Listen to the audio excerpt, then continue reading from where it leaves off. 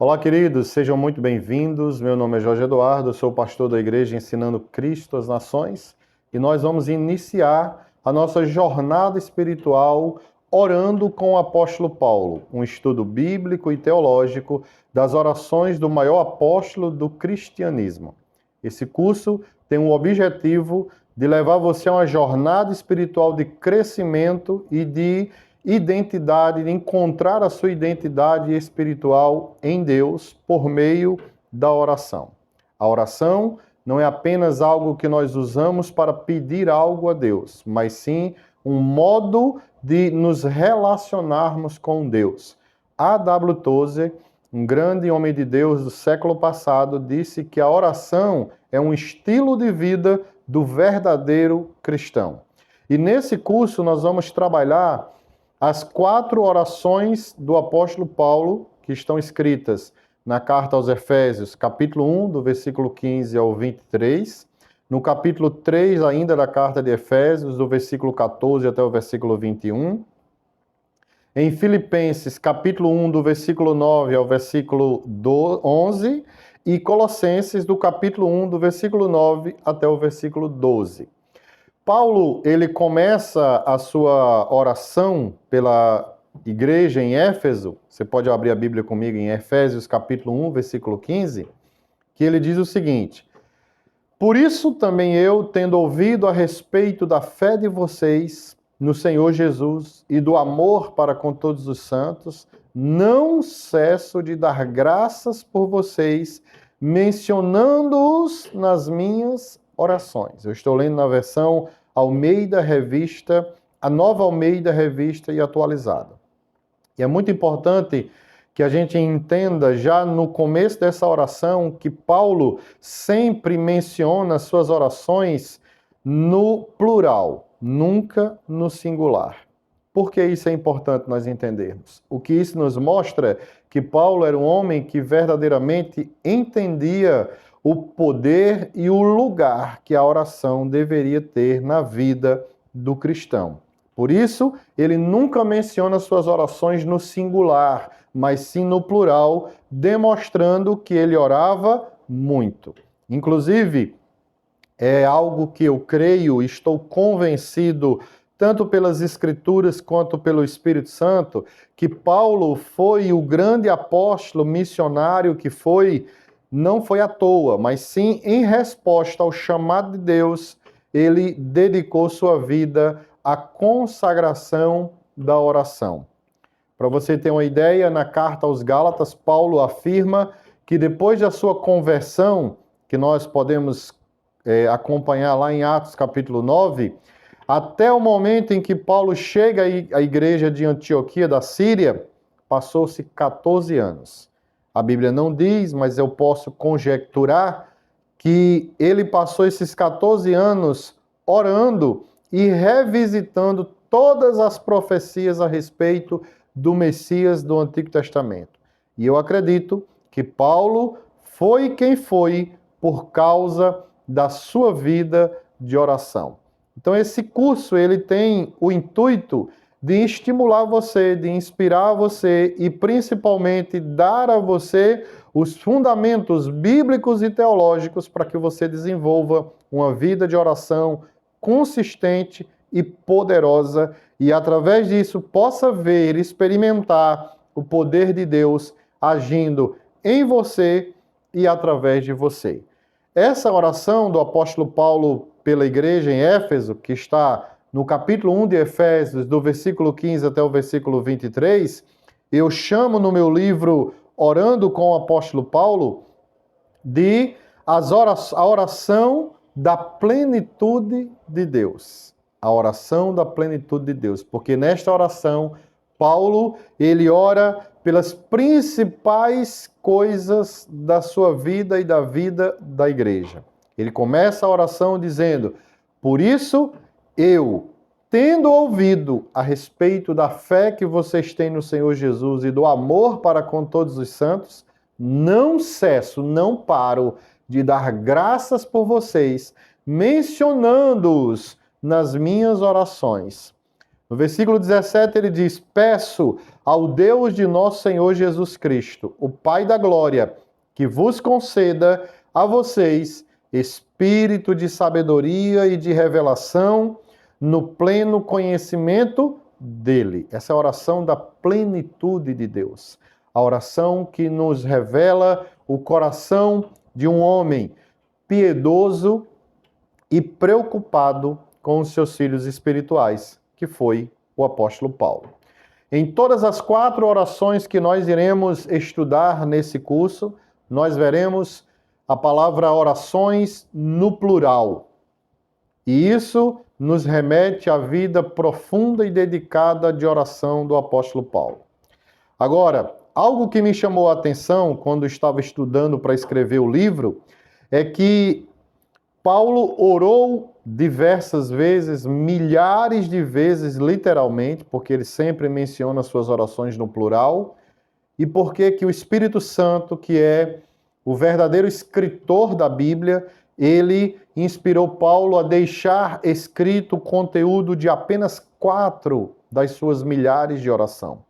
Isso deve nos chamar a atenção, porque se o Espírito Santo, que é o verdadeiro escritor da Bíblia, e inspirou a palavra, como Paulo nos diz em 2 Timóteo capítulo 3, versículo 16, que toda a Escritura é inspirada por Deus e útil para o ensino e outras coisas mais, com certeza o Espírito Santo queria nos ensinar lições preciosas através das suas orações. E é muito importante que a gente atente, tenha bastante atenção para cada detalhe desta oração. Perceba que depois de dizer que Paulo orava muito pelos irmãos em Éfeso, Paulo pede em primeiro lugar que o Senhor nos conceda o espírito de sabedoria e de revelação no pleno conhecimento dele. É importante que a gente entenda o seguinte: Paulo foi o plantador da igreja em Éfeso. Quando estava estudando sobre esse assunto, os assuntos das orações de Paulo, estudei toda a carta de Efésios várias vezes, lendo, estudando, lendo comentários, procurando compreender cada perícope, cada parte essencial dessa oração.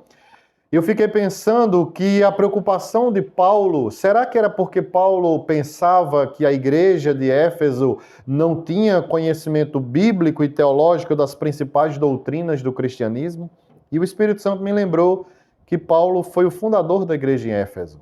Lá em Atos capítulo 19, nós vemos que Paulo chega em Éfeso e ele encontra ali 12 discípulos de Jesus, ou de João Batista, por assim dizer, que não conheciam o Espírito Santo, nunca tinham nem ouvido falar sobre o Espírito Santo. E Paulo ministra para eles o batismo do novo nascimento e logo em seguida o batismo com o Espírito Santo. Atos 19 diz que Paulo impõe as mãos sobre esses irmãos e logo em seguida eles são cheios do Espírito Santo, falam em outras línguas e ainda mais profetizam. E a Bíblia diz que Paulo passou ali naquela cidade 2 anos ensinando diariamente a respeito do reino dos céus e do nome do Senhor Jesus.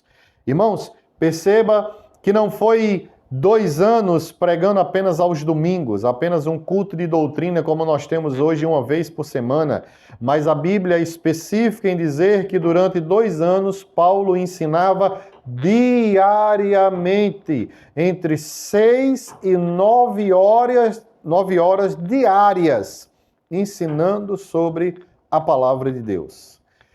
Eu imagino que os irmãos de Éfeso, essa igreja em Éfeso, deveria ter muito conhecimento da palavra de Deus. Imagine você ter o apóstolo Paulo como pastor da sua igreja local. A história nos diz que João, o apóstolo do amor, um dos 12 apóstolos do Cordeiro, também foi pastor em Éfeso. Timóteo também foi um dos pastores de Éfeso. Timóteo, filho na fé do apóstolo Paulo. Então, com tudo isso, nós podemos imaginar que a igreja em Éfeso não era uma igreja ignorante, não era uma igreja leiga.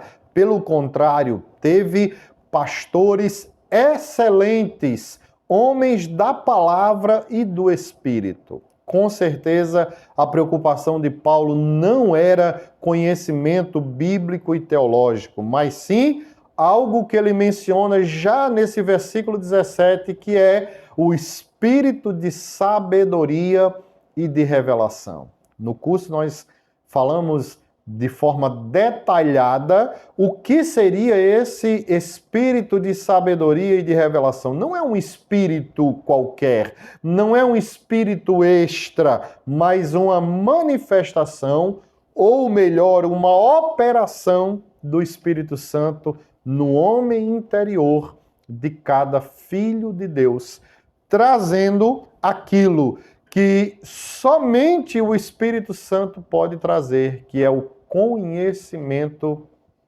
de Deus. Paulo menciona uma palavra muito importante, que ele fala, na verdade, duas palavras. Ele fala sobre que ele ora: peço ao Deus de nosso Senhor Jesus Cristo, o Pai da glória, que conceda a vocês espírito de sabedoria e de revelação, observa a expressão, no pleno conhecimento dele.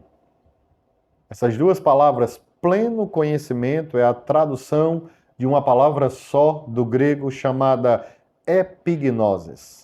A palavra gnosis no grego significa conhecimento, mas um conhecimento genérico, um conhecimento que muitas vezes pode ser teórico, terceirizado, mas quando ele usa a palavra pleno conhecimento, ele está falando sobre um conhecimento acertado, um conhecimento específico, um conhecimento que não pode ser passado por terceiros, um conhecimento que não é de ouvir falar, não é um conhecimento teórico, mas um conhecimento experimental, e não é um conhecimento qualquer, mas é um conhecimento específico e correto. É a tradução exata da palavra epignosis. E perceba que Paulo está falando que não é um conhecimento acerca de Deus, mas da própria pessoa de Deus.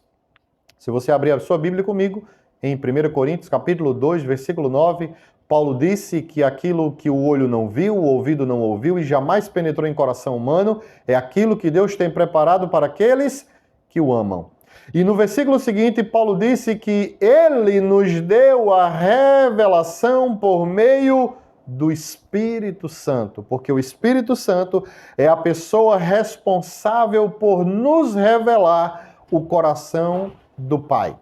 A Bíblia diz que o Espírito Santo investiga o coração de Deus, as profundezas de Deus. Paulo usa uma expressão bem interessante, ele fala sobre prescruta as profundezas de Deus e nos revela. Revela quem Deus é e aquilo que Ele fez por nós em nosso favor. Então, já aqui, nessa pequena introdução, você pode perceber que esse curso tem riquezas espirituais profundas e transformadoras para a sua vida. E o meu conselho para você é que você acompanhe todas as 10 aulas. Nós teremos 10 aulas, teremos lições em PDF para você, para que você possa se aprofundar, memorizar, absorver o conteúdo dessas 4 orações poderosíssimas para a sua vida. E se prepare, porque Deus fará algo grandioso em você e através de você. Nós vamos encerrando por aqui. Um grande abraço, que Deus abençoe a sua vida. Se você ainda não nos segue na nossa página do Instagram, Igreja Ensinando Cristo as Nações, se você ainda não nos segue no nosso canal do YouTube, Ensinando Cristo as Nações, /Jorge Eduardo, você pode clicar, começar a seguir o nosso perfil tanto no Instagram quanto no YouTube e também compartilhar para que mais pessoas sejam alcançadas e abençoadas por essa palavra em nome de Jesus. Um grande abraço, Deus abençoe e até a próxima aula.